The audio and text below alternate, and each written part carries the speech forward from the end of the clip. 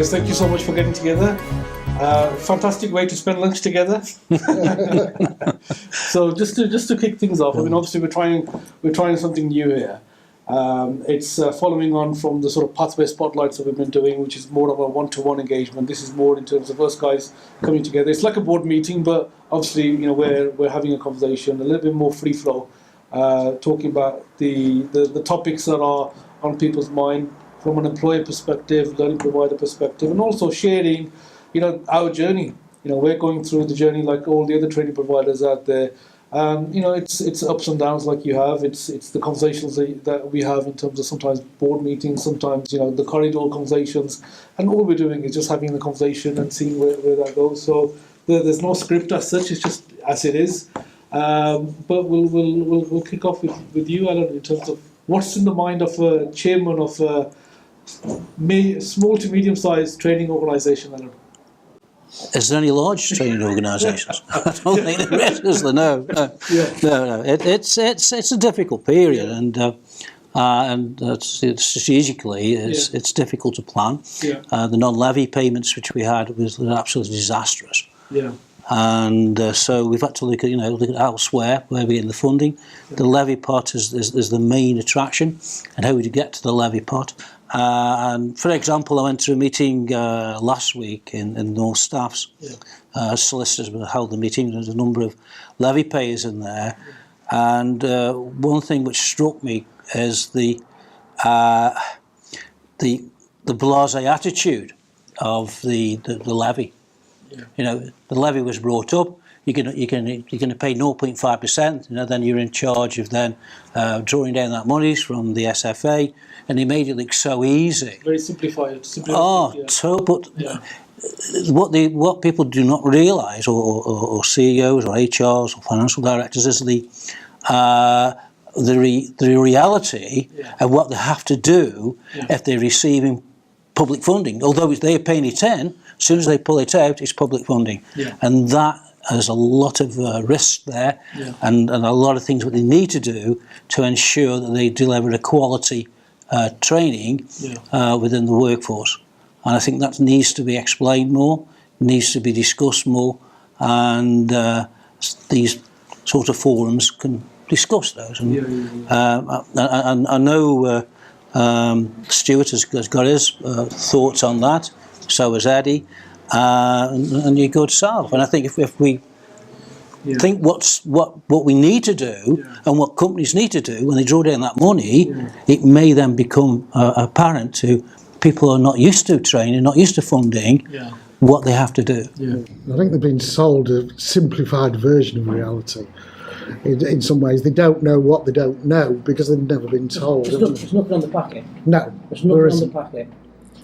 Yes. If you think about the peer meetup that we had just a few weeks ago, there's a wide range of training providers that were there. Obviously, so you did a presentation as well in terms of some of the training changes and the transition. What was your sort of take in terms of what's going through from a firstly training provider's perspective, and again, what's our perspective generally in terms of the information that's out there, or partly the misinformation to a certain extent? I think, from a training provider point of view, there is a real lack of knowledge on how to act. I mean, since the peer meetup, they've had a lot of mandatory training for new providers. So they've gone and filled in, I'm going to say, a few of the blanks, which is good because that was really obviously a miss when we were doing the peer meetup, just from the type of questions we were being asked, the responses to the answers that were going back. It was almost, really, what's happening, what's going on.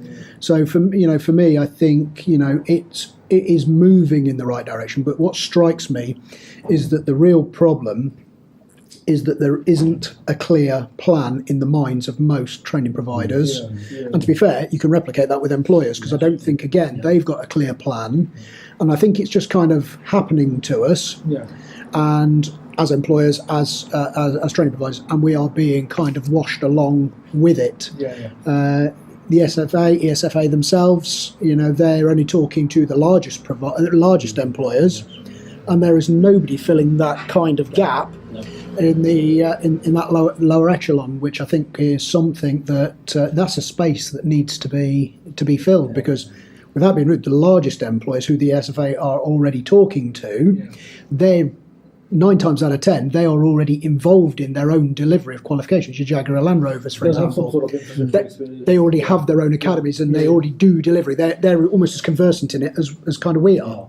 But the smaller ones, that middle ground, I think that is really that's where the numbers are as well. That's where the mass market is. Well, there's 18,300 in that marketplace, and only 2,700 are actually registered onto the DAS levy, onto the DAS scheme. So they're all paying. 18,000 of them are paying, but 16,000 of them are still not actually in a position where they can pull that back. Do you think that when you look at those small to medium levy payers, have got an issue with HR, this sitting in HR, and the finance sort of not catching up, and vice versa? They're not talking to each other, because it's like it's being sat on the side, isn't it, for them? There's some with information there, and it's not coming from. Well, that might be a little bit of a linker here, because these smaller employers are not really into training. They may be training, but their main core thing is to produce or give a service or what have you. Training is secondary. So this is brand new to these people. Brand new. But second thing on that, just to echo that point, I mean, take yourself out the head of a training provider for a second, and come at it from an employer's personal experiences. I mean, we judge something, or the importance of something, by what we already know and understand by our own experiences. The experiences that a lot of these employers have had on the old systems isn't a proper process. So, for example, apprenticeships have been done to them. There's been very often, you don't get attendance at reviews, you don't get attendance in program design, they're not part of the ILP process.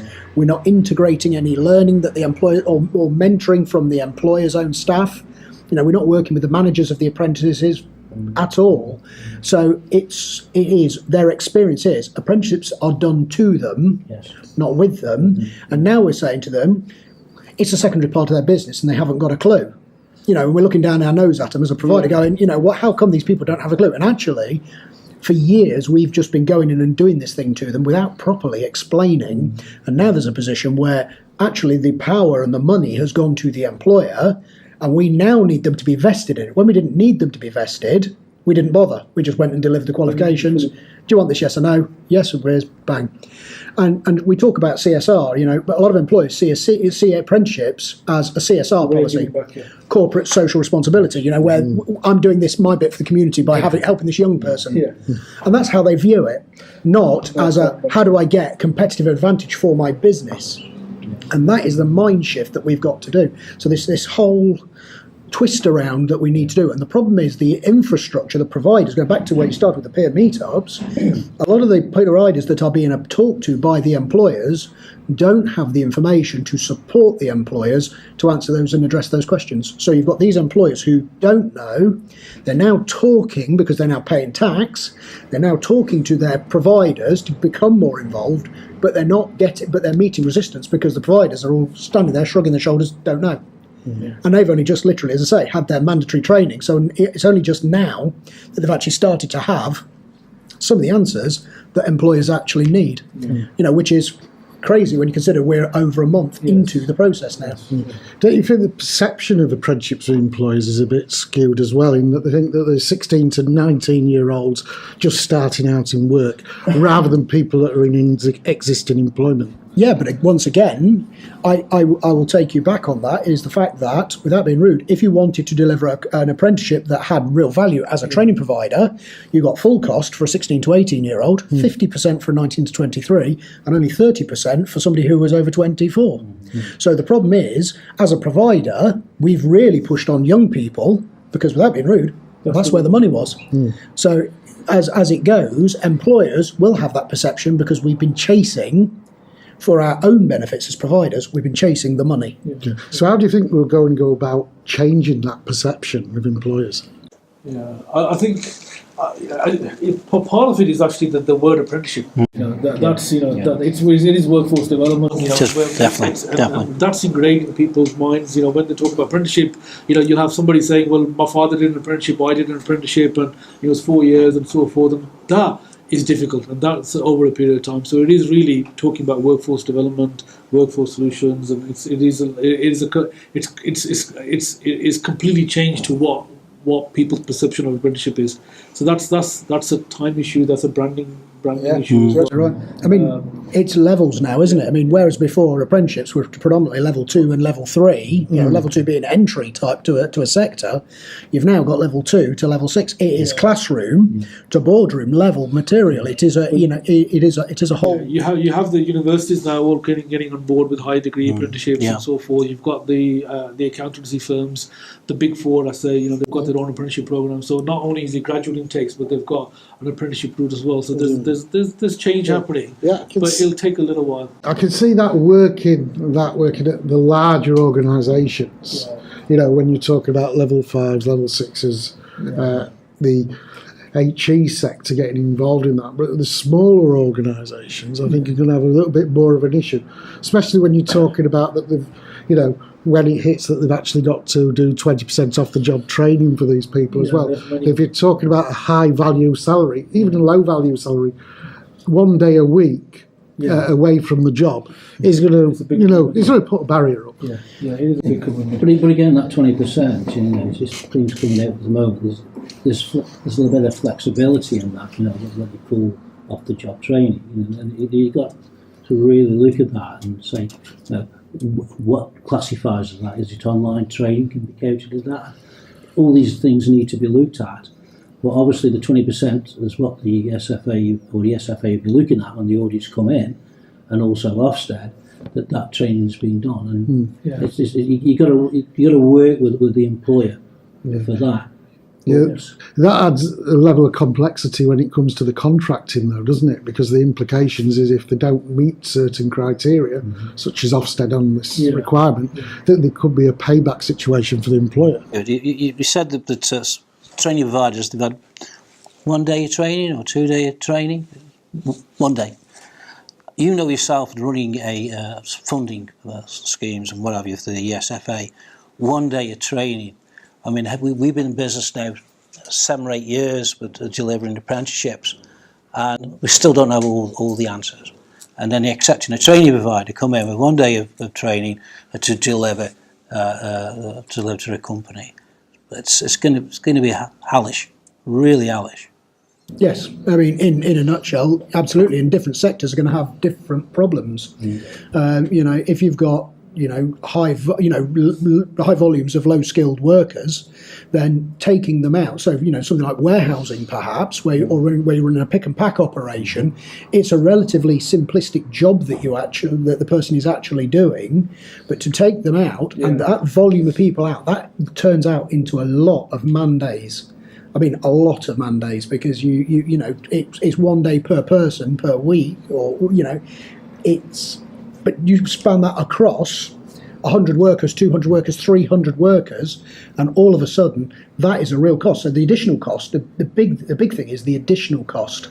So it's not only is there a cost to the training, there is also the cost then of actually the wages while those are going on. So it's the additional costs that an employer has to value in that process. If there's English and maths, that's extra as well, isn't it? Yes.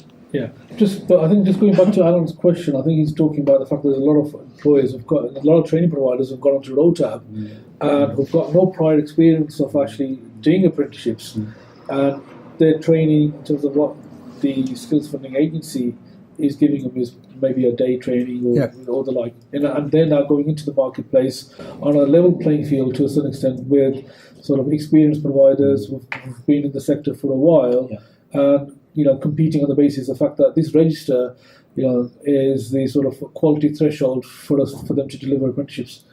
Yeah, absolutely. But the thing is, there's a mixture within that. So some of these are subcontractors, really high quality subcontractors who have not had the opportunity to actually train before. So effectively, on the one hand, it's allowing new blood, new talent in terms of quality providers to come into the mix, but equally there are a lot of new startups which don't have that experience. So it's mixed bag. Really. So it is. You're right. It is a mixed bag. Equally, however, there are a number. You've seen the at-risk lists. Yeah.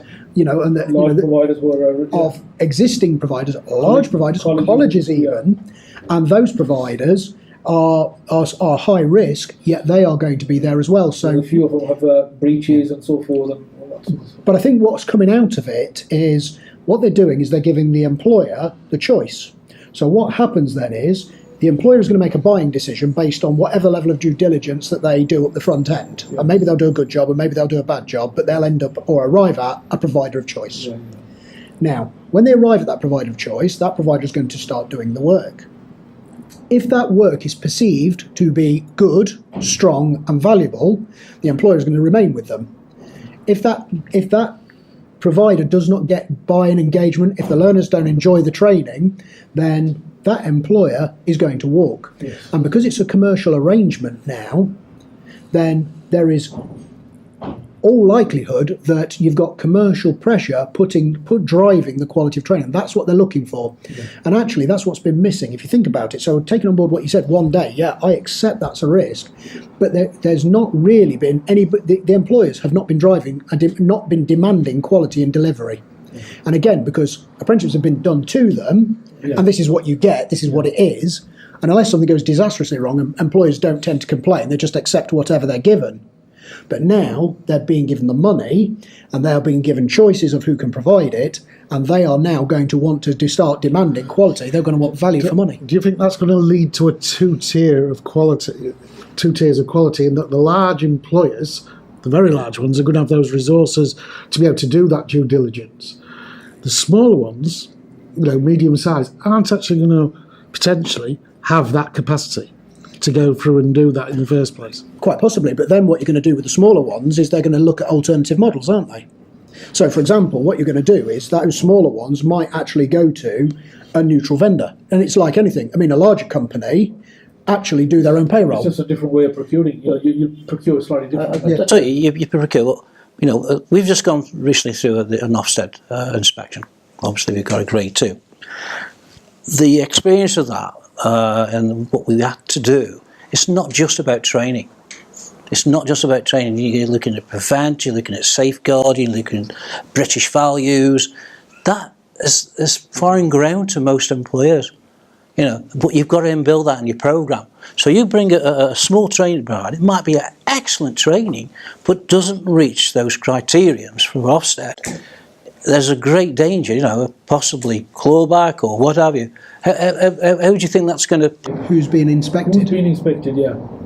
So is it the employer? Or is it the training provider? It's where the funding is, isn't it? So in reality, the first question is, who's going to be at fault? Is it going to be the employer's fault? In other words, they made a bad buying decision. Yeah. Or is it the provider's fault? And in reality, if the provider is being coerced into delivering, let's call it substandard, because of they're not covering all the components that you've talked about from an Ofsted perspective, then in real terms, is that on the employer? Is that on the provider? And currently, if you work on the assumption that the employer is the fund holder, or equivalent of prime as it was in the old arrangements, yeah. And the provider is a subcontractor to the employer, then arguably the inspection centres on the employer, not the provider. Yeah. And actually, what I'm not seeing anywhere yet is the Ofsted's official response to exactly who are they going to be inspecting at inspection. Well, it's usually monetary-led, isn't it? Funding-led, isn't it? It is, but then it's the delivery-led as well from the Ofsted perspective, isn't it? So is it down to the provider actually having the gumption, if they're in that situation, to walk away and say, I do not wish to engage with the employer because they're not allowing me to deliver the quality that I should. And equally, boot on the other foot, what happens if the provider infers to the employer that we don't have to worry about none of that prevent stuff, and we don't have to do safeguarding. Let's focus on what you need. Let's not worry about these peripheral things, knowing full well it's the employer that's going to take the fall in an inspection rather than themselves. So in essence, they make a training provider who might not be ethical, might make the might compromise the employer, just like the employer might compromise the training provider, which is what we've always worried about. It can actually work both ways. Partly that's happening in the sector at the moment, Stuart, where there's providers out there, consultancies that are talking to employers and encouraging them to become employer providers effectively, and saying that this is an opportunity. Obviously, becoming an employer provider, you're now responsible. So even training providers, rather than actually going out and selling the apprenticeship or talking about apprenticeship levy, to say, we want to be working with you, they actually say, we'll set you up, and then if you want to work with us, fine. If you don't, then at least this is a way. This is another way of sort of talking to them about opportunities. But it is about risk and risk management and so forth. But I want, if I may, just you started off, Alan, saying, are there large training providers out there? And if you talk about the journey of any business, obviously we're in the sort of funded training sector. You've got an element where there's a lot of SMEs, a lot of micro businesses, and that journey of going from a startup to employing people, then setting up a team, having infrastructure, then building that team and that capacity to scale that business and grow. That's a journey that a lot of businesses, and we've all seen the stats in terms of how many businesses fail in the first year and fifth year and so forth. That seems to be more of a common thread in the training market. There's not many large organisations, large training provider organisations, and the ones that are there, they're sometimes more vulnerable at times than maybe a smaller organisation, or more lean and agile. What's your thoughts in terms of obviously the size that we're at? We've gone past the element of we're no longer a micro business, but we're obviously not at the end of the larger organisations. We're in the mid sort of level. What are the pain barriers? Where what things can go wrong, and potentially what we should. My thoughts are, and I keep saying, it's not just all about the levy. You have to set your business store up with other criterions as well, and grow that. Because if you're looking at a micro training company going into a company and doing training, what happens if they fall short of financial clout or monies with halfway through the training? Who's going to take those learners over? Who's going to do this? Who's going to do that? So there's got to be some element of when companies go out to choose a company, to look at that company and make sure that they're more than capable of delivering their training over a period of time. Yeah. And again, when I keep going back to this meeting, it was so blasé. You draw your money down and then you get a training provider. So that's so simplistic. Yeah. So simplistic. It's more than that. It's more than that. But going back to the original conversation piece, I think the problem is this industry is a destroyer of businesses. It sets businesses up to fail, and the reason for that is it's only in the government-funded training arena that you have a small organisation, let's say a micro business with 5 employees, or that you have to have safeguarding policies, health and safety policies, equality diversity policies, whistleblowing policies, full HR management systems. And what happens is a small organisation, that you could have an organisation in another sector with a £40 million turnover that wouldn't have the processes and procedures and infrastructures that a small training provider with £500,000 turnover has to have. Yeah. Now, the consequence of that is that in order to have all that robustness, you create and set in stone a size of business and a structure to the business. So you make it very, very hard, very, very quickly. And once you bog it down, once you bed a business down like that, it becomes very slow. It becomes an oil tanker. Now, normally an oil tanker is hard to turn around because it's big. Yeah, but we've got oil tankers, we've got mini oil tankers that still take a massive amount of time to turn around, because you've got the slightest change requires a widespread reform across the business, and you've got limited personnel because you're only a small business as well. Yeah. So part of the problem, I guess, is agility. Businesses in training providers do not have the agility to change. So to survive, it's all about being aware of what's coming, trying to predict what's coming, and being ahead of those changes that are required, and reacting fast to those situations, because the infrastructure changes, cutting staff as projects drop off, bringing new staff on. The problem is the qualifications of our professional people are not something you just go and pick off a tree. They're not something that happens overnight. You don't just go on a course for a week and come back and you're qualified. The problem we've got is we've got to react to an ever-changing environment, but the infrastructures required for our environment are absolutely solid and long-term requirements. Yeah. And that's why you end up with all these things. And that's why people get competitive and will find a niche and grow it. But then as 2 or 3 years later, as the policy moves away from that, you've then got to turn that business round. You've got to shut down that side of things and pick up the next. So work program is a classic. How many organisations were able to deal with the tail of the contract for work program? Mm-hmm. How many ended up in a really bad way and ended up getting clobbered by Ofsted and quality and all the rest of it, and financially because of that, because they couldn't manage the tail. Yeah. Because what should have followed, it should have butted up. It should have had work program, carried on, stop, work and health, goes from there, carries on. And then you've got all your infrastructure, you're not shedding staff. As it happens, all the work program providers, they got rid of all their staff. They had to make redundancies. Those people very often left the industry, and the industry itself then lost a massive amount of talent.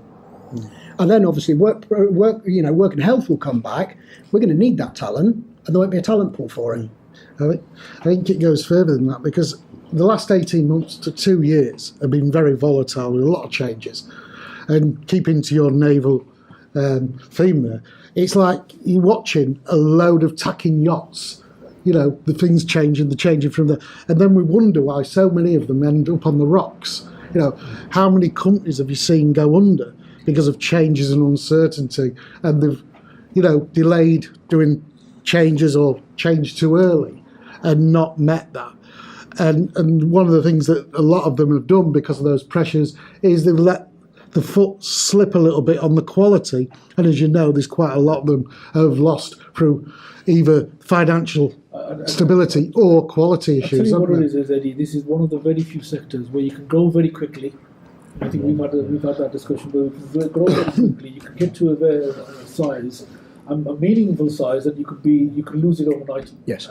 With one hit, with one thing going wrong, and it's, I don't know many other sectors where it works like that.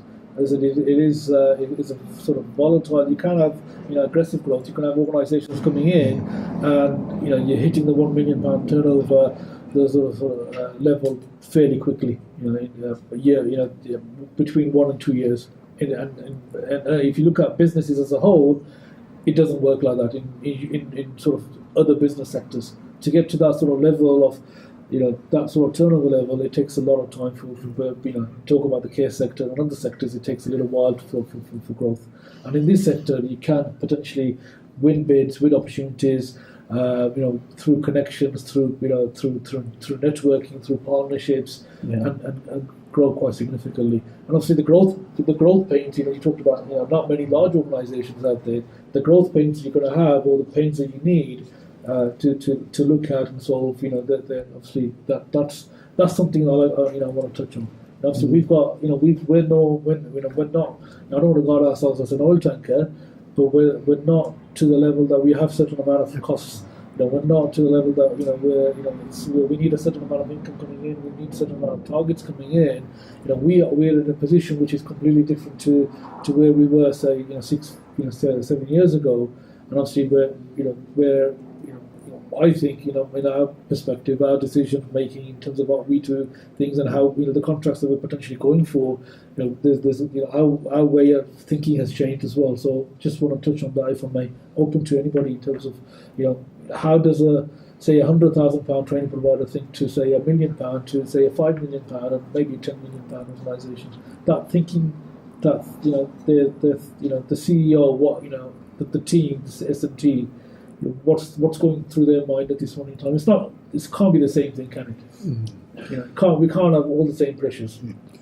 I think one of the big differences between the larger and the small is that because the person who makes the decision to take a change of direction in a small organisation is pretty much the person who has the knowledge and actually will commit the action. So in a small organisation, you'll find that the CEO is not divorced from the work. They're either very close to the work, or they're still hands-on with what they do. Yeah, in most cases. Which means that they can both direct the change very quickly, and their limitation is how quickly they in their own heads can get that information into their own heads. Yeah. Now, when you're in a larger organisation, if we want to do, for example, we want to do a change of direction here, then our problem is, first of all, you've got to understand the concept. So you want to make a change. Yeah. You've then got to share that vision with a whole load of managers. Yeah. You've then got to work out the best mechanism for doing that across the organisation, looking at the consequences. And then we've got to get the people on board with the changes that you want to make. And the problem is that is a lag time. So where the advantage for the smaller organisation is, it's one person who's got to learn it before the whole organisation can nip in that direction. Yeah. The larger the organisation, the more layers, the more levels, the more people who have to understand it before you can initiate that change of direction. And that fundamentally is what's the difference in the heads. A smaller organisation, and it is also quite aggressive, because very often, once you reach a certain size, you're right, you make decisions not by, and you've got, you get to a stage where you have reserves, you have infrastructures, there's multiple opportunities which you select from. A small organisation will probably say, you know what, it's a yes automatically. Yeah. It is, and Stuart's right. The CEO is involved in the engine room. I think where we differ, where we've always punched above a weight. Okay, we're at 5 million, but I think we think like a £10 million company. You may think I'm wrong here, but shoot me down if you do. But what we did at the very early stages, we couldn't afford to hire to employ thinkers, could we not?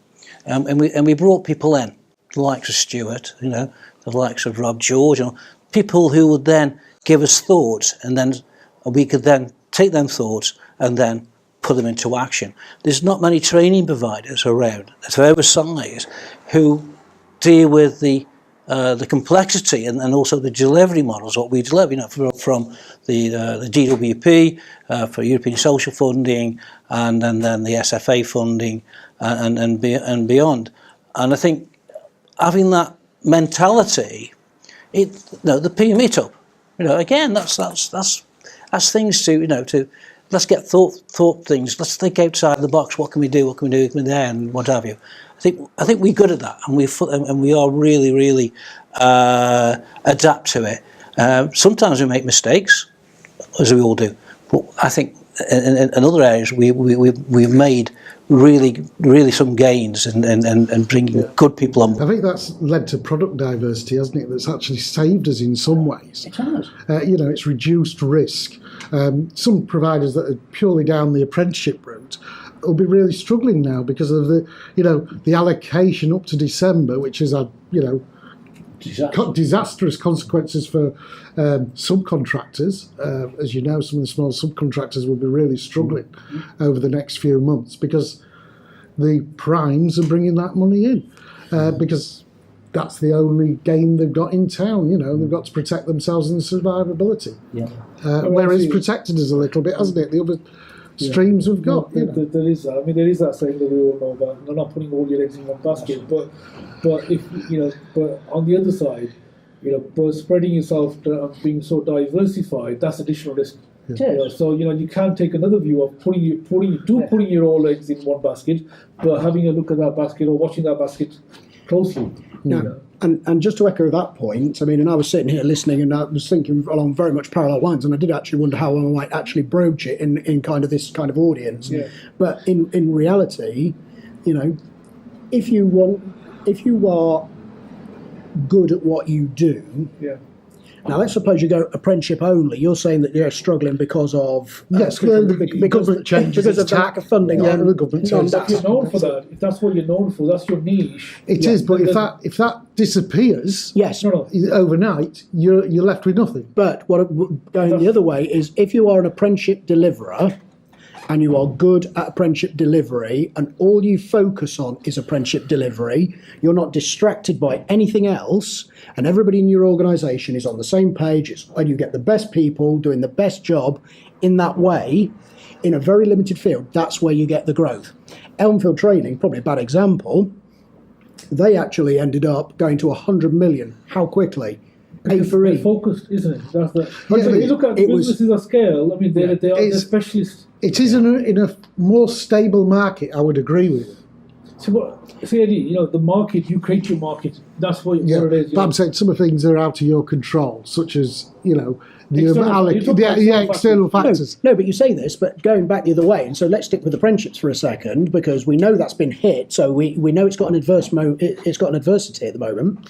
But if that's been all you've been specialist in and doing, then two things. One, you'd be hooked into larger employers because you would have been a brand name that they recognise. So you were already targeting properly the levy market. And two, because you only deal with apprenticeships, you're not bogged down with trying to keep running on so many different things. How far ahead of the game would we be with apprenticeship levy engagement, employer engagement, if we weren't dealing with other problems in other areas of our business? I think that's exactly it. I mean, if you're so diversified, I mean, there's positives there, then there's the other side as well. If you're so diversified, if you've got 10 things that you're looking at, 10 balls that you're trying to catch, there may be one or two that you're going to miss. Yeah, you're going to look at the welfare to work sector, what's going on there. You're going to look at this sector, all of these sort of sectors, ESF, the need contracts. Locally, if you're in Birmingham, Manchester, you've got to be involved with all of those changes that are happening locally. And then it's the perception of what people perceive you as. What are you known for? So, are we known for X, Y, Z? And because if you're known for a certain thing, you'll have more opportunities. So there's another side to it. So, yes, you can, not put all your eggs in one basket. But if you do put all your eggs in one basket and look at that basket a lot closely, there's still opportunities for growth. So it's not. There's a number of ways that you can look at it. It's like you can't simplify it. It's just your own take, your own aspects of your own skill sets as well.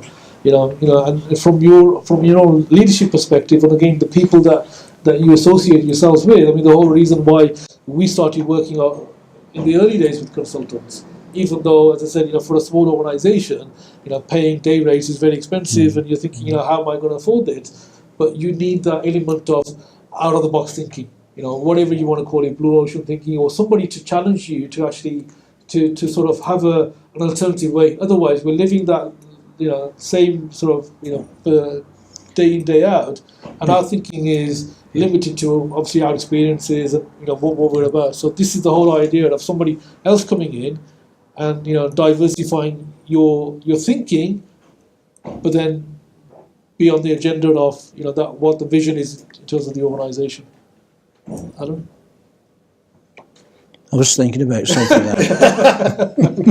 I won't tell you what I was thinking about. Okay, well, I think I just want to say, from a perspective of training providers, there is a lot of opportunities, but it's I just from my perspective, where we were, or where in the early days, it was about very competitive, and this provider, what are they doing and what we're doing, and we want to sort of beat them at in terms of tendering, or they've got this employer and they've taken this employer from us. We want to now. It's more about sitting with the CEO and the sort of guys that's looking at where we can work. Yes, fine, we're competitors, but we've got to start thinking ourselves as collaborators and partnership.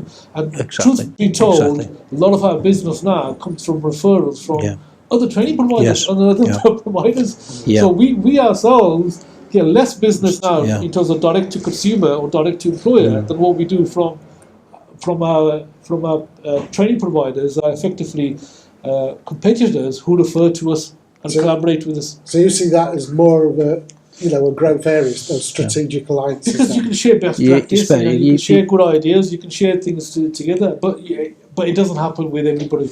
It's a mix of personalities. It's about depending on what the other person is like as well. So I'm not going to say that every single training provider is going to work with everybody, but there's going to be some people who are part of your sort of inner circle or whatever the case is that you will be willing to share more, that you may be more comfortable with, and it's just finding those providers, because you can learn a lot from from effectively. I don't know how you can learn. You strengthen your offer. Yeah. You strengthen your offer to some employers because when you walk through that door with an employer and you do a training needs analysis with an employee, you don't know what's going to hit you. They don't know what their requirements are, and there might be areas where we don't deliver it. So they don't want to go to anybody else. They might want to have a service under one roof. So. I mean, when you're looking at the new standards coming out, I'm tacking back a little bit here, that sometimes I think we may be able to offer part of the programme and someone else offer another part of the programme. What do you think about that? A shared delivery model? Yeah, there's many ways that you could look at sort of sharing practice and sharing sort of work and so forth. But it really depends on the partner that you're dealing with, the business that you're dealing with. And it's all about relationships. These happen over a period of time. It doesn't happen overnight, and it's a matter of coming to places like Peer Meetup and LinkedIn obviously has helped quite a lot as well, where people are more active and more engaging in terms of putting information out there. We're doing this. This is where we are, and it's the world is becoming a little bit more smaller. We know to a certain extent what others are doing. Not just in terms of our own region, but also as well in terms of other areas. So I think it's finding those right partners, finding the potential people that you feel that you can collaborate with, But equally, you've also got to keep in mind, and I'm not disputing anything that you've just said, and we've just gone from a period where the ESFA wanted, and DWP for a certain degree, wanted to actually have partnership arrangements. They wanted the prime arrangement with the subcontract network underneath it. Yeah. They did that as part of the cost saving mechanisms that they've done. Yeah. Problem is now the environment is starting to go the other way. There seems to be a bit of a reversal. So they don't want subcontracting, and the subcontracting model is now being frowned upon, and actually being eliminated from contracts. Yeah, I mean, I think you're saying there partnerships 1 minute and subcontracting another. I think the partnerships are not. Your partnerships I think are good. And I think when you look at the way things are going, I think we're going to have to work more in partnership. The subcontracting, yes, it was reduced. One person is completely different to another partner. Yes, that's what I'm saying. So there's no sort of clear definition of what partnership is. It's each their own. Yeah. Subcontracting, everybody knows exactly what that is. It's very clear in terms of clear cut in terms of what subcontracting is. But it is, it's going through cycles, isn't it? It goes through partnership. Subcontracting, it's in or it's out or whatever. At the moment, subcontracting is coming to an end. Particularly in terms of advanced learning loans, it's going to be in other areas where potentially you can subcontract, but there's no funding around or there's no opportunities around. So some providers have to sort of look after. That's what I'm saying. It's moving away from the subcontractor to more to a true partnership, isn't it? If you think about it. Yeah, but again, it's in what context? Because what's the basis of that true partnership? Well, the partnership, I'm thinking more of collaboration. So a collaborative venture rather than a hierarchical. So you mean something like a special purpose vehicle? Where you're equals. Like a joint venture. Yeah, where you're actually equals. I mean, there's bids where we've actually been part of a SPV, or we've actually created a sort of a consortia model and led on that. But what you'll find is that even with the SPV or the consortia, there'll be one organisation who'll be taking the lead in terms of organising things and so forth. And, these things are still there, but it's again your own approach and your understanding of partnerships and how you go about doing that. But again, they tend to be project-based things, don't they? So they tend to be what we call a discrete, because it's bounded by time usually, or by location. Whatever. It's a discrete opportunity to run a project for a period of time. What you're not seeing is you don't get the opportunity to do an SPV in mainstream funding. So you don't have an SPV dealing, for example, with dealing with work programme or the work and health programme or apprenticeships. Well, that's what I'm saying. Advanced learning loans. Maybe it's a model to be looked at for apprenticeships. That's what I'm saying. But when you talk about the levy. But in reality, the problem is you can't actually do that because your organisation is the individual companies that are actually wrote out. The organisation, for example, and the entity itself needs, yes, you can be part of another entity, and that entity, registers and so forth.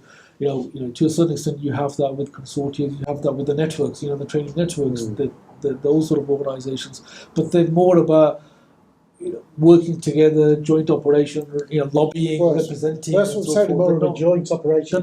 They're not operational though, are they? They're more about. Well, maybe we need something that is more, I'm not saying a special purpose vehicle, but a more operational approach to joint working that will allow us to compete as a medium size and some small providers to actually engage with larger employers. Yeah. But the problem you've got fundamentally is the arrangement between the two organisations. Do you get what I mean? Because if you've got an organisation that holds the process and an organisation that delivers the process, then at some point there's got to be a transfer of funding based on an agreement. Now, as soon as we have an agreement, we have a contract. And because it's a master-servant relationship, it becomes a subcontract. Yeah. Well, I'm thinking, because that's an entity, not an individual. Yeah. What I'm thinking is an arrangement where we deliver, say, customer service, and an administration, another organisation goes in and delivers engineering qualifications. These are flexible sort of arrangements where it's like, for example, we've had that a number of times where a hospitality training provider will come to us and say, we've got this care home, we would like to refer those to you. And there is a flexible arrangement. They just refer the care apprenticeships to us and so forth. And we refer. That's what I'm saying. More of a memorandum of understanding. But this is where we're going to work together. But that works for levy. Yeah. Yes. But that doesn't work for non-levy. I appreciate that. The model that does work for non-levy, just as a curiosity, is if you wanted to work on a subcontracted basis, where you are not allowed to work on a subcontracted basis, then if the prime organisation owned 1% shares, 1% of the shares in the subcontracted business through a sale of shares, then it is no longer a subcontracted relationship, it is within the organisation as a whole. Right. So if, for example, you want to move forward with your subcontractors that you now can't work with, so you've got a whole network of subcontractors you can't work with, if Pathway Group was to buy 1% of each of their businesses, then they are actually subsidiaries of the main business, and actually, as a result of that, they would be enabled to actually, because it's a management charge for the rates going across. It's no longer you're not charging a management fee, that's a distinct and separate thing. You are charging a management charge like intercompany, where you have multiple businesses and you have intercompany transfers. But from a tax perspective, that could take them all into a levy position, couldn't it? Where they become a levy payer. If you want to, or you can register them. It all depends on whether you register or not separately. So, for example, you could register the group and become, as a group, you could then become a levy employer yourselves as a training provider, because you've added the critical mass of payroll.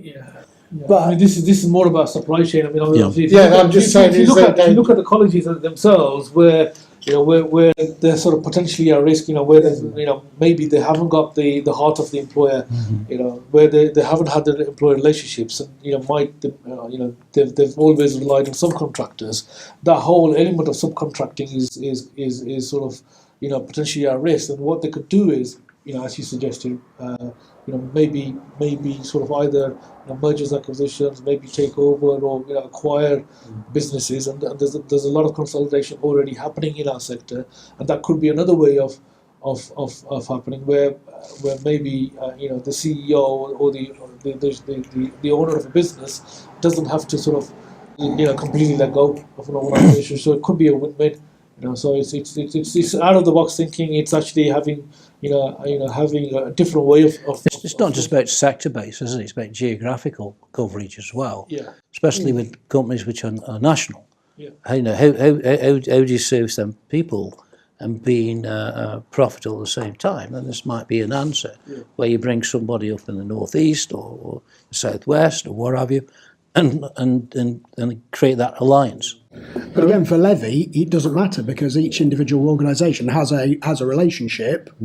See, the subcontracting rule doesn't affect levy employers. Levy employers can do what they like, so they can actually take on a prime who's got subcontractors. Yeah, or they can take on multiple primes, dealing with different geographical areas or different qualification areas. Yeah. You know, and that's the beauty of the flexibility of it. Or they can turn and say, well, actually, we want one prime who's going to manage all the other organisations that we actually fund and pay. Yeah, I think the other thing is that when you look on the internet and do a bit of research, you found that a lot of these larger employers are either going to a managing agent for this, or they're actually putting out tenders themselves for companies to go in for to deal with them on either a national or local basis, which has an impact on the smaller training providers in that have they got the capacity to actually service that process. Yeah, complete the tender and so forth. Yeah, there's no doubt about that. I think we had a discussion before as well in terms of how difficult it can be in terms of the whole bid writing process and how much time it takes in terms of doing that. Not everybody's got that time and capacity, and whether you outsource that or you try and do that in-house and develop some bid writing capacity. But as you know, you can end up doing a lot of bids to get a successful one. Yeah. And that each one of those has got a cost, especially if you go into an external. Or you employ someone. You've got to carry the costs one way or the other, haven't you? Okay, just changing the subject a little bit, if I may. In terms of training providers, I mean, we've all heard the phrase in terms of people are our assets, and we're a people business, and our greatest assets are the people that are our team members. But one of the things that us as a training provider ourselves and the people that I sort of tend to talk to, other CEOs, they all have issues in terms of finding staff, and it's a bit of a cliche, you can't find the staff. But what's your thoughts in terms of the skill sets in the marketplace, and the issues that training providers have got, and is it too easy to say there's just no. I mean, it's unreal, really. Particularly delivery stuff. Yeah, because you look back over the last 6 months, since up to January, we've had some really big closures of some training providers, and you'd imagine. So what about the redundancies? Well, that's what I'm saying. You'd imagine these people would be there. Colleges and so forth. So, where are these people? How do we attract the right staff? how do we ourselves as a mid-sized organisation attract the people? I think Eddie touched on standards. There's a big difference, obviously, between standards and frameworks on delivery basis, and at the moment, the majority of delivery is on the frameworks, and the assessors, are going out and doing their assessing work. That's going to stop. It's going to be, a trainer tutor, and then endpoint assessment. We've got to look at getting tutor-based staff, and some assessors, may not be suitable to that position. And I fear, is there enough people out there who can do what they need to be done? This takes me back, because I've been in training for a couple of years, a couple more than I want to remember, to be honest. And I can remember the opposite argument when MVQs were coming in, that people were trainers, they weren't assessors. Right. And it took a long while to get over that, that hurdle. And there was all these, I think there was D32, 33 assessor awards, D34 for the externals, and all those things had to be put in place. They were put in place, but there was a lot of, I would say, confusion, a little of apprehension, people's jobs changing. People felt like it was de-skilling. Now we're probably going to experience the same going the other way. It is a different skill set, as you probably know. To be able to go in front of a room of people opposed to one person and doing an observation, it can be quite daunting for some people. They're not used to it. It's an alien way of working. And I mean, it's a combination of looking for new talent. People have that sort of background, which is, as I say, because the colleges have moved away from that over the years to the assessment methodology. So they've actually taken that capacity over, out of their own thing. So that's stuff that's gone out of the sector over a number of years.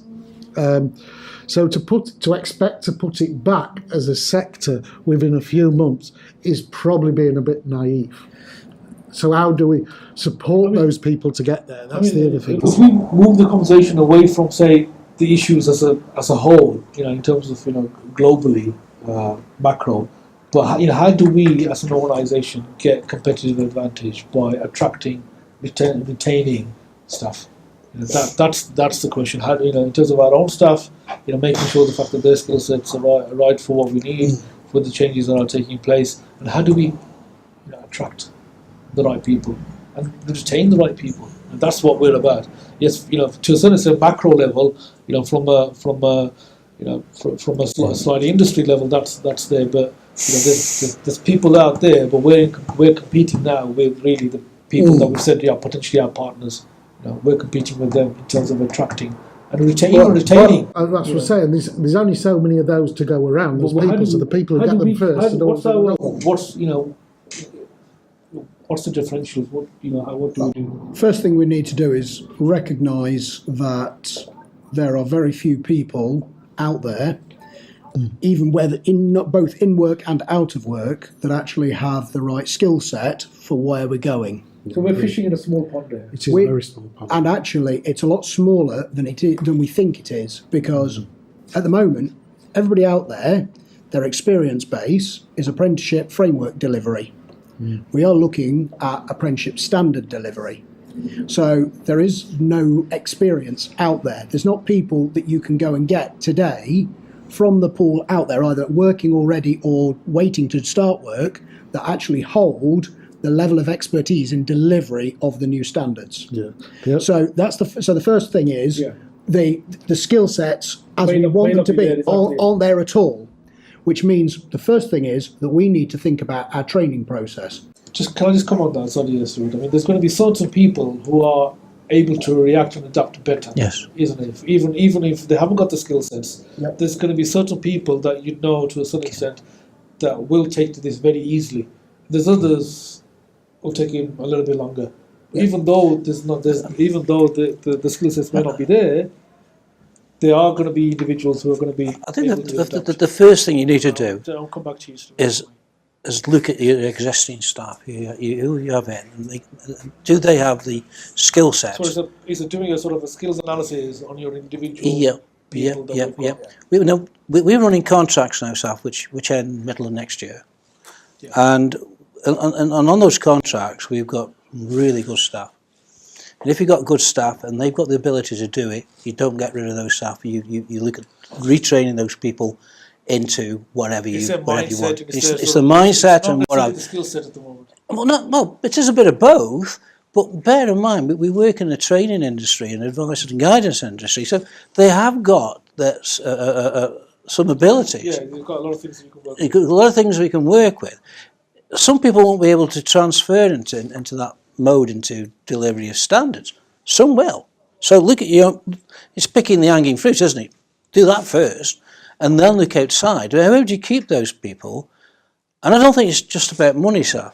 Really don't think it's just about money. It's what you offer as a company, holiday entitlement, various other things you need to look at, and how they feel, how the company's going forward.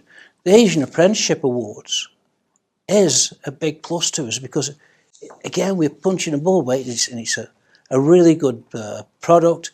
And people, I've had one person, as soon as you mentioned that, change their mind. Yes, I'll come and see you because of the Asian Apprenticeship. So those are the sort of things which you'd never think 2 or 3 years ago that we could add. Is the company right for them? How do we put ourselves by these videos and LinkedIn and all those sort of things? People take notice of that. Well, let me ask a different question. I'm not going back to the original thought, but let me ask a different question. Is if you was to take somebody who was an industry specialist, so they've come from industry and they're moving into our occupational into training as a sector, how long would it take to have them fully trained and operationally competent? Minimum. 6 months minimum. And what would they have for that? Right, they would. You'd obviously put them through a teaching qualification. the introductory level one. I'm not saying that they're going to be fully competent, because then you'd carry on with further teacher training, wouldn't you?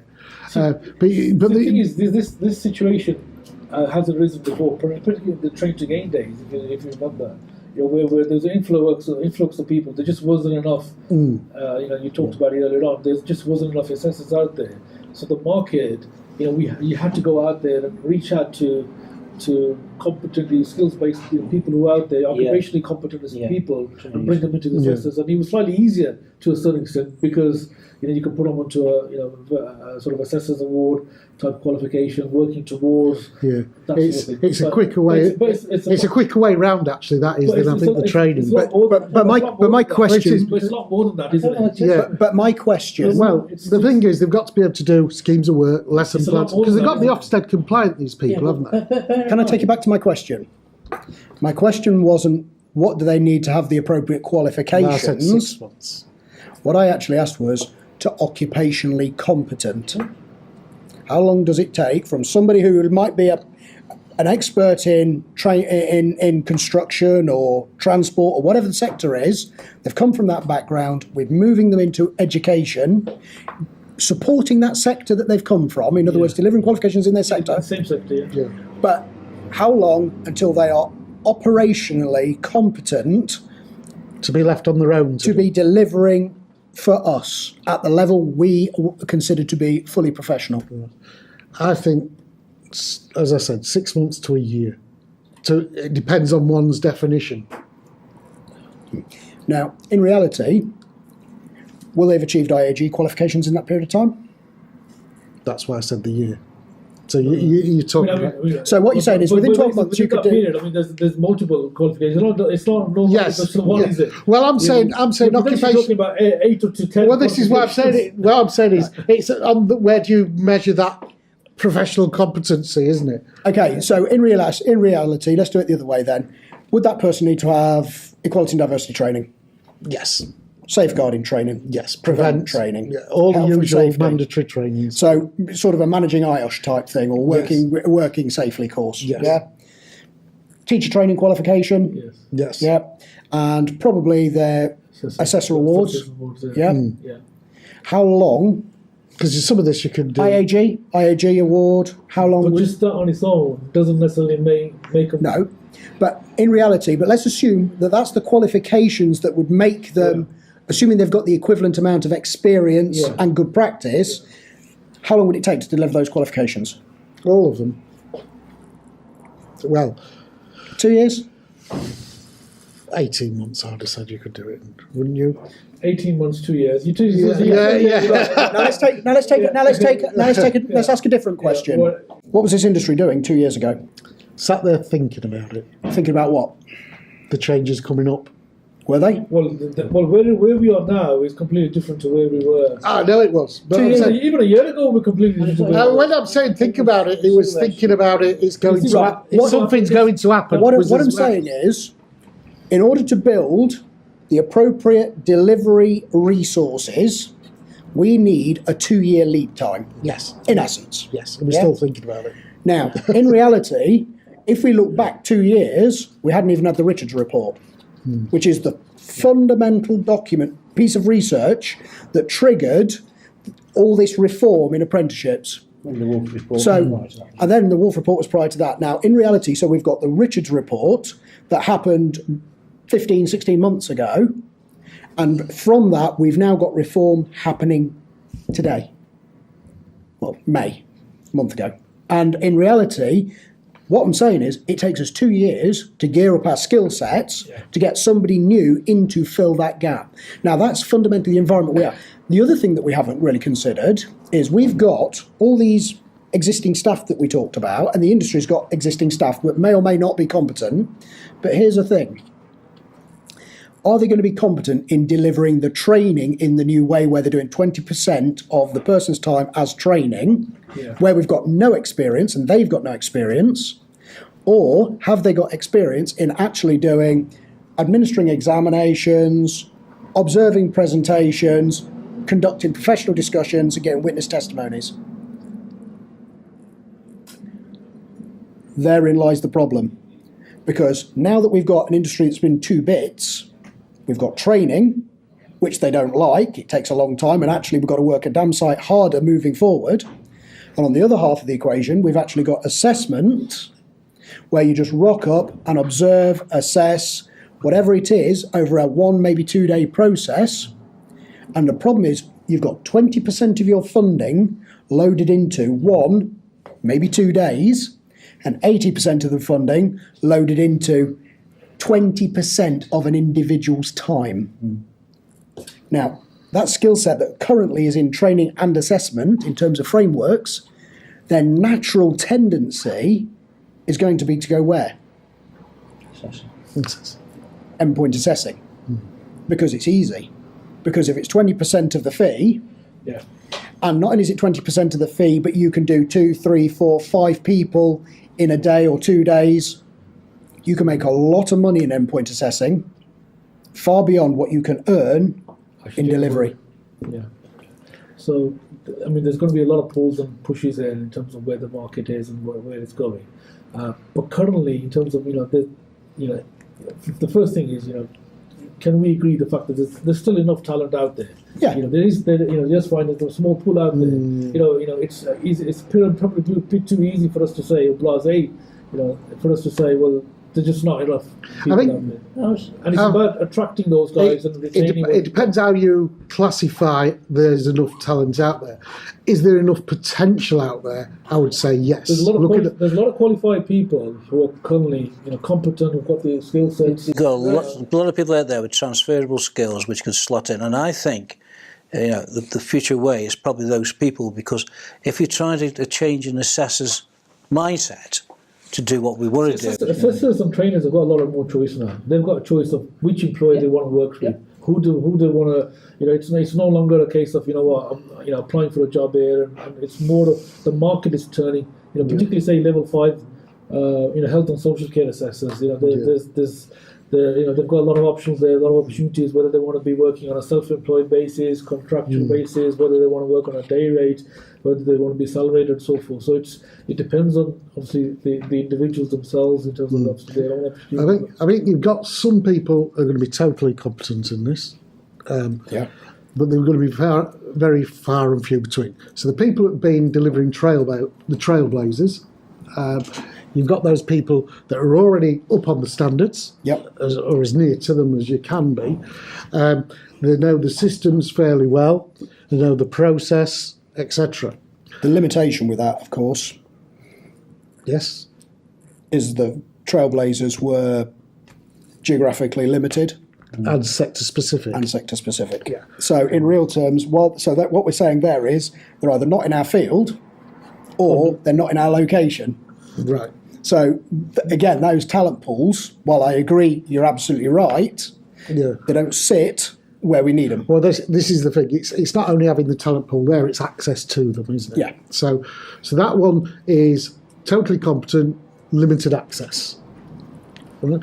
Then you've got the other people that have had a total training background and are ready for the training elements, but they may not ready for the assessment elements at the end point because they don't know what's going to be looked for. They won't play well with employers. And they won't play well with employers because they're used to being classroom based. So while they might be very good educators, they weren't and good in, like you say, in a classroom facility. Put them in a workplace, it's not necessarily there. And actually, because if their knowledge of the sector is book based, it very often the sector is not so much following the rules, is it? It's knowing what rules to follow and which ones not to follow.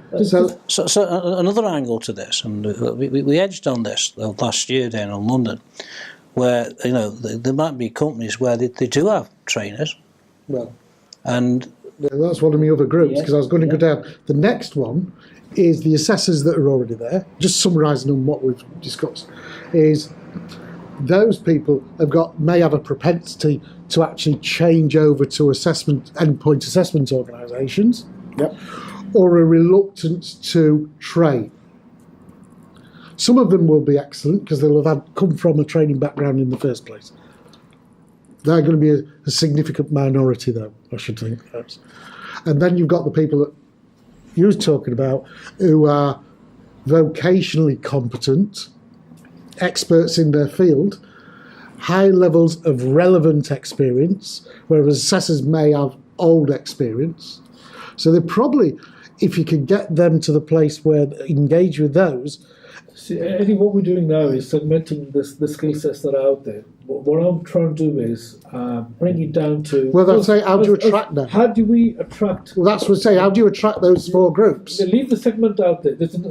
How do we attract... Because effectively where we are competing, and we talked about partnerships with other training providers, we are competing head-on for talent, yes, for staff. Not necessarily the business out there, because potentially there's more partnerships there. But I don't think there's enough people there to actually attract. I think you've got to attract people out of industry as well. No, but what Alan said, it's not just about salaries, payments. No. Yeah. So how do we attract those people that are out there? Well, simply there's a range of ways. Isn't there? Culture, all these sort of things. So you're right. Obviously, number one is money. Money is but money itself money is not a motivator. People always think money is a motivator. It's not really. Money is a satisfier, not a motivator. So, in other words, what I mean by that is, if you go into, if you take a person in an organisation, and if you was to say to them, if I give you a pay rise, will you work hard for me? And they will say, absolutely, of course I will. I'll move heaven and earth. You give me a pay rise, and I'll move heaven and earth for you, as they always do. The problem is, how long do you think it takes a person from having a pay rise for that motivator to stop working? 2 couple of months. It's 2 weeks beyond their first pay date. Oh, right. So in reality, in essence, if they're paid weekly, it takes 3 weeks. If they're paid monthly, it takes 6 weeks. Because what happens is, it takes a person 2 weeks to go from being super grateful for the pay rise, the reality of having the extra pay in the packet. It takes 2 weeks to go from being super grateful for the extra money to actually be going to rationalise in their head that they were deserved it. And actually, yes, I'm now being paid what I deserve. I shouldn't have to work harder. My work that I was doing was already worth this much money. And it takes 2 weeks. So money is a satisfier, not a motivator. You've got to have a salary that actually is what we call an entry level salary. So it's got to be enticing. It's got to be something that gets them through the door. But you're absolutely right. To motivate them, it is about the culture of the organisation, it's about holidays, it's about pension, it's about healthcare, it's about how well they're treated by the boss, it's about, do you do special days out, or do you do family days, or things like that people might want. The social aspect. But also, it'll also be about the equipment you get to work with. So, for example, there'll be people that want to come into the organisation, and then you go e-portfolios, and they'll be like, I need a good e-portfolio system to do what I do. It's a tool. To make it easier. And if all of a sudden they go, well, that's junk, then they're going to want to run for the hills. Because ultimately, they are going to have an expectation that I want the best portfolio, I want the best BKS, best initial assessment tools, whatever it might be. If you decide to give people cars, it'll be the quality of the car. Without being rude, you give somebody a Ford, they'll want a BM. Give them a BM, they'll want a Merc. It's all associated with. So motivators are, a diverse thing. What you got to do is put a package together that encompasses all those things. The right tools to do the job, to make the job as easy as possible. The right culture that they can connect with. And if that includes the social aspects, being treated right, a friendly boss as opposed to a rigorous, rigid infrastructure. Ownership of what they do is a very big thing. So people prefer to have their own autonomy, that they can choose when they work, how they work. It's not being dictated to them, but they are allowed to find the best way of working. And then actually it's the satisfiers, which is the money, the pensions, but that could be recognition that they're doing a good job as well, or conversely, that they need to improve. And that's right, and that includes clear targets as well. So set a clear target. Our expectation of you is that you are going to achieve these things. I mean, And if you do, I'm going to pat you on the back. I mean, I know people that work for American firms, and one of the things they go on is this, different, I would say, different pacifiers and different things to, reward people. One of the things they allow them to do is buy holidays. They allow them to take a pick and mix approach to, do they want the company car? Do they want healthcare? And they have a tariff, and they just pick that tariff value as they go. So it's basically going down as, analogy is going down self-service in a restaurant and just picking and putting on your tray what you want, as long as you have the same value at the end. I agree, but I think... because different motivators motivate different people. Stuart brought in a good point there about the environment, what they work in. As it's not a rigid environment. Everybody has problems, as we know, doctor's appointments, or the kids need picking up, or what have you. As long as you complete your targets, it doesn't matter if you work 2 hours a day or 8 hours a day. It's your performance, and some people work over 8 hours, and that's up to them. But it's that. We've got one classic case where girls have started. I won't mention the names. She loves it here because she's got that freedom of not being in a rigid place where she used to work. You will find other people will hate that. And they might hate it. I'll tell you one thing, just in terms of talent recruitment and so forth. I mean, there was a day where, to a certain extent, it's lesser now, where individual assessors always thought FE colleges, there's an element of prestigious element of it. I'd rather work for a college rather than an independent terrain provider. It gives me security. There's an element of a brand there. I can claim that I'm working for this FE college or whatever the case is. That's less and less now. Now it's more about where that brand is, that independent provider, whoever it is, is now on a sort of a level playing field. Now it's more about what that brand means, where that position is. It's like the element of, is there any prestige to this? Can I, is that something that I'm proud of saying? I'm working for XYZ training company or XYZ provider, and it's what does that brand make that individual feel? That's one of the sort of first things that goes in their subconscious or their mind, even before they're looking to apply. Are they aware of that organisation? What are they aware of? What are they known for? Is there any good practice and those sort of things? Even before they start looking at the terms and conditions and the salaries and so forth. And that's where I think training providers need to sort of go out there and sell their story or share their story in terms of what that brand is, what we're about, and so forth. And I think we're trying to do that. We're trying to do that with these videos. We're trying to do that with our conversations. Going out and talking to people, not necessarily on the hunt of recruiting, but that element of partnership working, open, collaborative. That culture of innovation, change, adaptability, and so forth. And I think that plays a significant role. Plays a huge role in my view. It's not just, as I said, it's not just the job description itself and the perks itself. I think the brand goes a long way to getting someone to notice you as a potential employer. No, I think it creates a desire as well. I think. Well, that's what I'm saying. A desire there, but then you've got to firm that. And put it to a call to action afterwards, haven't you? So it's how do we do that? There's an element of familiarity, isn't it? It's a familiarity. It's like you've got I am going to mention a brand out there, but say you've got Costco, coffee, and you've got an independent shop, and you're there in another out of town centre, and you've got the two there. You might your mind is familiar with what they're going to get with the national brand. You know what you're going to get, exactly the prices as well, the settings and so forth. And your buying decision is effectively a buying decision, isn't it? It's confidence levels, isn't it? It's a buying decision, and that's what I'm trying to get to. The actual assessors, trainers, they're buying into you. It's not just about a job out there. This is a salary. They're buying into you. That buying decision, the emotional buying decision, is that familiarity. What am I going to get with this? Who else is working there? And we've got individuals here who are they're sort of social media savvy, and we encourage them to actually create a personal brand out there for themselves. Go out and market themselves in terms of if they're comfortable And what we find is that what we find is that there's people who come to us because there's an element of likability. Say Kathy is our HR person. There's other people, individual. This is your good self. You're a brand in your own right, Eddie. Oh, right. Yeah.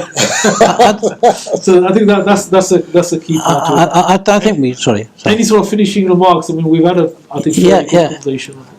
Just going on to recruitment. I think we should be a little bit more user friendly for people who want to come into the industry. Yeah. I came into the industry 19 years ago. I was as you know, I worked in the Michelin Tire Company, and I went into training. Knew nothing about training, quality manager, but I made that jump. And I think there's a lot of people out there who can make that jump. And I think we should be having either opening nights or what have you, for these people to come in to look at what's available to them within the training organisation. I mean, we used to do that at an old, dare I say the word, college that I worked at, and it was a private training arm of the college. And what we did was we developed relationships with employers, such as Geist and others, in the manufacturing sector, etc., and other HR personnel. And we actually invited them in, people from those organisations that we had relationships, to actually do some, and it was full cost work they came along to do. And initially they'd come in to do that, but it built that, it strengthened the relationship with the organisation. Do we not going to make any money out of this, Eddie? We just won't get people in. No, but it was people coming in for training, and we got other people from those organisations to be assessors, trainers, etc. So it's a way of engaging with them and bringing them in. And what we did in that was we gave them something of value on the night through some free training, which was geared towards enticing them to come on board with us, I'll be honest. Okay, guys, thank you so much for your time. Really, I think we've had a fantastic conversation. As I said, there was no agenda, there was no fixed sort of probably better for fixed topic.